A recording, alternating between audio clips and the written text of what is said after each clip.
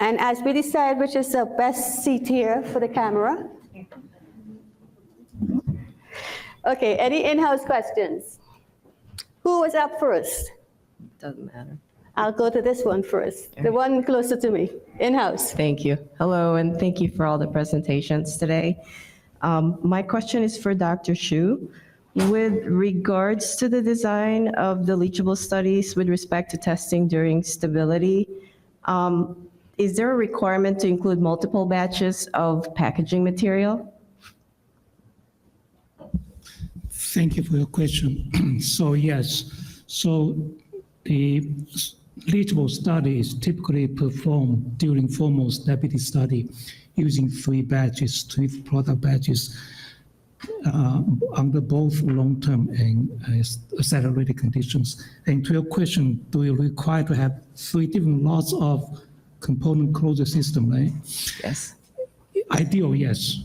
But we recognize that sometimes it's difficult to get 3 different lots of CCS. So do your best.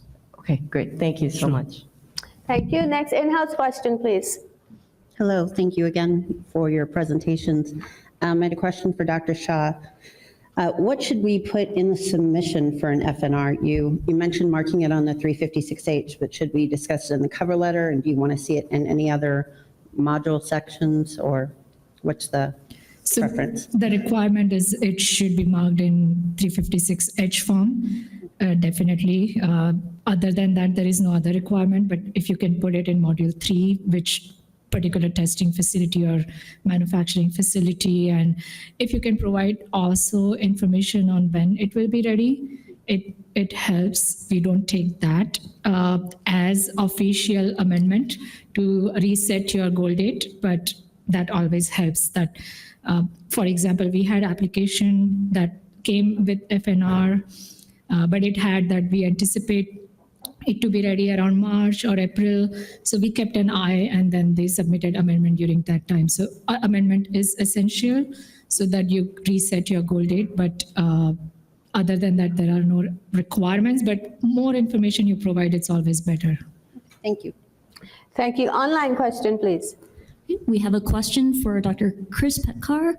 Can the agency confirm whether extractable detected above the analytical evaluation threshold, but once identified and evaluated as safe, i.e. well below the permitted daily exposure at the amount detected, does not need to be included in a leachable study? Thank you for that question. It depends if you have provided a detailed safety assessment for extractables about AET. We recommend such assessment provided for maybe 1 or 2 extractables, but if you have many extractables that are above analytical evaluation threshold, we recommend you actually carry out the leachable studies and see if they are really present about AET in your final drug product. Okay, question in-house, please.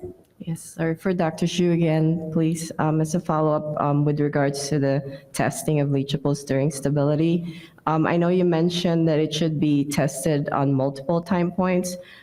To be specific, do we follow the ICH time points, which is every time point from 0 to shelf life? If you can, that'd be great. Yeah, but we recognize that the stability study requires many points.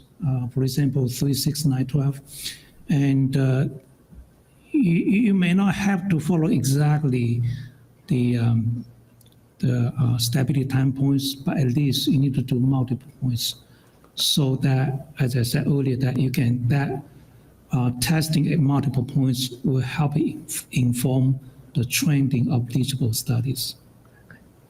Thank you. Sure. Any in-house? No? Let's go online, please. Next question for Derek. What factors do you consider when deciding whether an inspection can be done using alternate methods?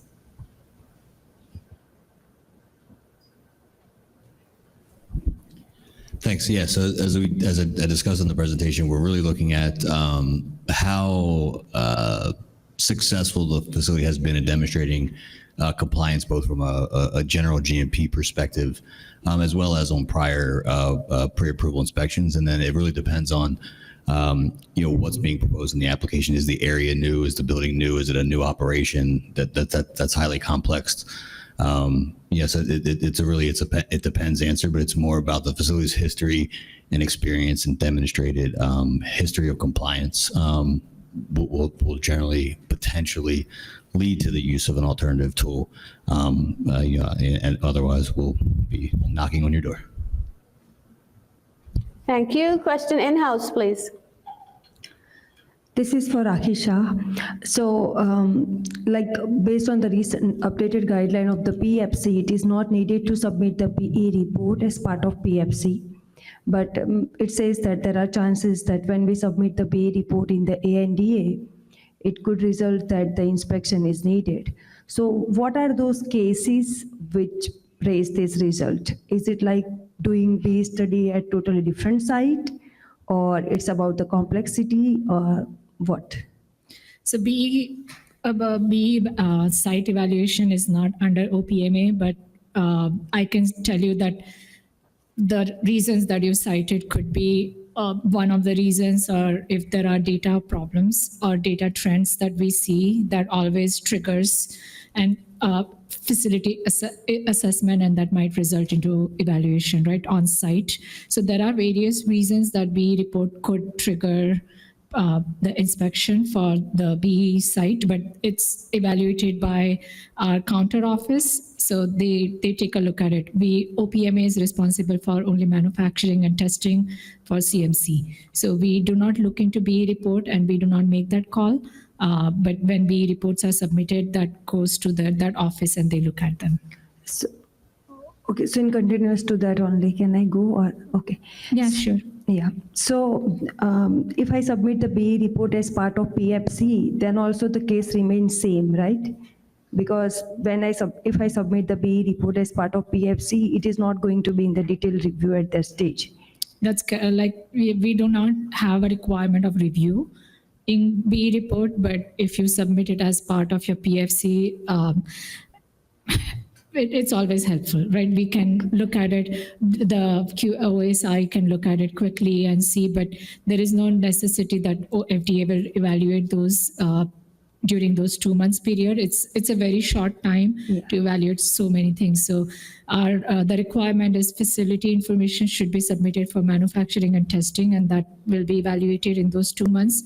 And we will determine if we have all the information in-house to determine inspection for manufacturing facilities. BE facilities has no such commitment in GDF, so I can't say. Okay. I can't speak on their behalf. No worry. Thank you.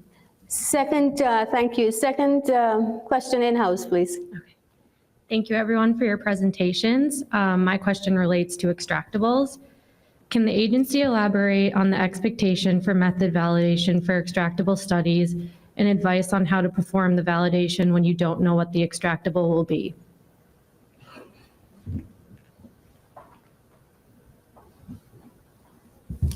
So at least for the manufacturing process related extractables, we don't expect full validation studies. You can provide method qualification report, or you can say that the method is fit for purpose is what we are looking for really. So we are mostly interested in LOQ, LOD, and if the technique is correct, right? For example, you're looking at inorganics or metal ions, then you have ICP or something like that. Or if you're looking for, say, volatile, then you're using GCMS. So the method should be fit for its purpose, and it should be sensitive as well as it should be adequate. So we're not looking for full validation, at least for the manufacturing process extractables. So for drug product, I agree with what Kui has said. We follow the same methodology, fit for purpose, based on risk. But also remember that you also need to do eligible study, right? So when do eligible study, you need to qualify the method. At that stage, you may need to fully validate the method for for leachable. And oftentimes that the method used for extractable study is also the same as for leachable study. So it depends on what you want to do. You want to validate earlier, that's for benefit, to get it done earlier. But if you want to delay a little bit later for leachable study, and as Chris said that, fit for purpose for extractable study, that would be fine. Okay, Thank you. thank you. Thank you. Question online, please. This question is for Elisa. Reading the guidance documents, it seems that ETP requires or anticipates a drug application, whereas AMTDP does not, as AMTDP can use a model compound. Is that understanding correct? So if I understand the question correctly, let me try and cover it, I think. ETP doesn't require an application to be submitted. It is strongly encouraged. It also is, there's an opportunity for you to pair with someone who would want to do an application at some point. So we do see that the direction that you're going to take the technology. AMTDP, yes, a model drug is acceptable. So you wouldn't have to, but I think again, that expectation is there. Thank you. We do have a question in-house, please. My question is to Kshitij Patkar. So in terms of if there is a change in an API manufacturer, even though we're using the same API, but we just change the API manufacturer, or there's a slight change in the excipient from anhydrous to hydrous, do we still need to conduct any leachable studies or extractable studies in such cases? Or an addendum is okay? If I understand your question correctly, you're talking about the change in the API? Yeah, with respect to the drug product formulation, would this mean that we need to reconduct any ENL studies? Right. If the API is a solid that is dissolved in formulation and, typically say like 5%, 10%, their API by themselves do not really have extraction power. But if your API is, say, castor oil or liquid, or your API basically constitutes majority of the formulation, then maybe. But basically, we're looking for extractables from manufacturing equipment, so it's equipment that is more important here.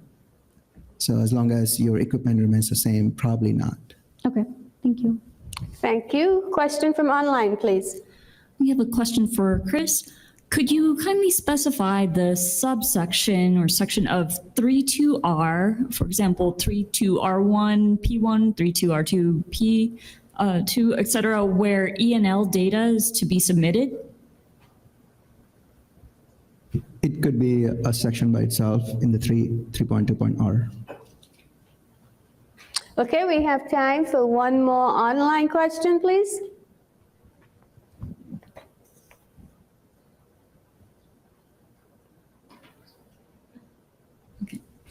Okay, a question for Rakhi. Is there any time frame that an M2M must be submitted? Yes, within 1 year of your CR letter. So if you received CR letter, we have to have M2M request submitted. Your CR letter cannot be more than 1 year old. As I mentioned during my presentation, only in case of drug shortage and some other things, we do make exceptions, but otherwise we expect within a year. Okay, thank you. We have one question in-house. Thank you. Dr. Xu, can the agency please elaborate on the current expectations for setting the acceptance criteria for leachables in the drug product specification? Oh, that's a tough question. She saved it for last. So this, we take a loose-based approach, okay? And if you observe a leachable that is close to a tox level towards the end of shelf life, you may want to have it in the specification. But having in a specification may or may not be the best control strategy, because at the beginning of the batch, you don't see leachable because it takes time for the leachable to come out from the CCS. So if you see a leachable that is approaching the tox level, the risk is considered high, you may want to take other approaches to mitigate the risk. For example, can you replace the CCS altogether? Or can you do some pre-treatment, for example, for equipment, so that you reduce the level leachable in the product. So there are different scenarios, kind of hard to come up with a yes or no answer in a way. So yeah, so based on risk and come up with the best approach and then submit the certification to us as to justify the approach you want to take. Okay, thank you, very helpful. Thanks a lot. Thank you. Thank you very much. That brings us to the end of this Q&A session. We will break now and resume at 3:05. Thank you so much to our panelists.